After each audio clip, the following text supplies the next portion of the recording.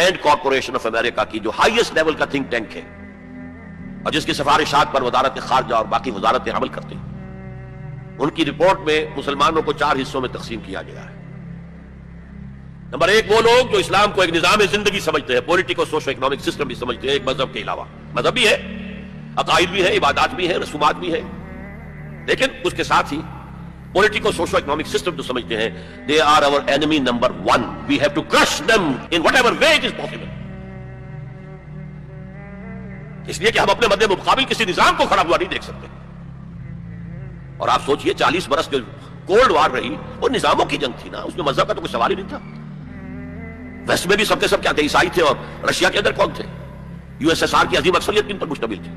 یہ چند مسلمان ممالک چھوڑ دیجئے، قازقستان وغیرہ، تو باقی تو سارا وہ عیسائی تھے نا۔ مذہب کا کوئی ایلیمنٹ نہیں تھا، ایلیمنٹ نظام کا تھا، ہمارا کیپٹلسٹک نظام، اور یہ کمیونسٹ نظام اس کا چیلنج بن کر آ گیا ہے۔ نتھنگ ڈوئنگ، برداشت نہیں کریں گے۔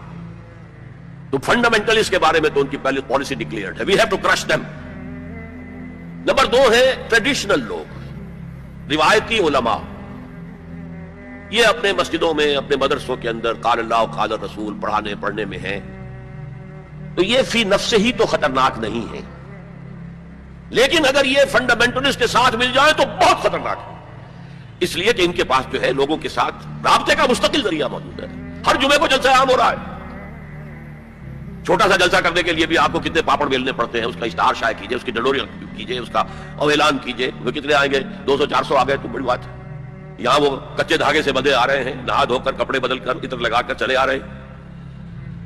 تو یہ ہے کہ بہت خطرناک ہے یہ، اگر مل جائے فنڈامنٹلسٹ تو انہیں دور رکھنا ایک دوسرے سے، اور ان کے آپس کے اختلافات کو بھڑکانا ہے تاکہ یہ کبھی متحدہ قوت نہ بن سکے، ٹریڈیشنلسٹ۔ تیسرے انہوں نے کہا ہے کہ ماڈرنسٹ ہیں، جو اسلام کی ایسی تعبیر اب کر رہے ہیں جو ہماری تہذیب کے ساتھ کمپیٹیبل ہے۔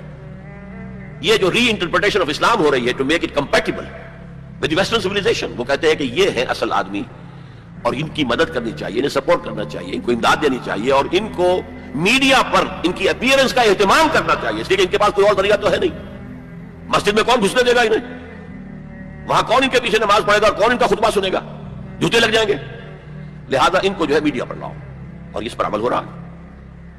اور آخر اس نے کہا جو خالص سیکولر مسلمان ہیں وہ تو ہمارے ہی ہے، اس میں تو کوئی اشکال ہی نہیں ہے، جو یہ سمجھتے ہیں کہ اسلام نام ہے نماز، روزہ، حج، زکوٰۃ کا، عقائد کا، کچھ رسومات کا، عقیقہ ہے، شادی میں ایجاب و قبول ہے، مردہ کو دفنانا ہے، کفنانا ہے، بس کوئی کرتے رہیں گے، ہمارا تو کوئی ان سے جھگڑا نہیں ہے۔ باقی وہ اس کو کوئی سیاسی نظام، اس کو کوئی معاشی نظام، کوئی معاشرتی نظام سمجھتے ہی نہیں، سیکولر ہے۔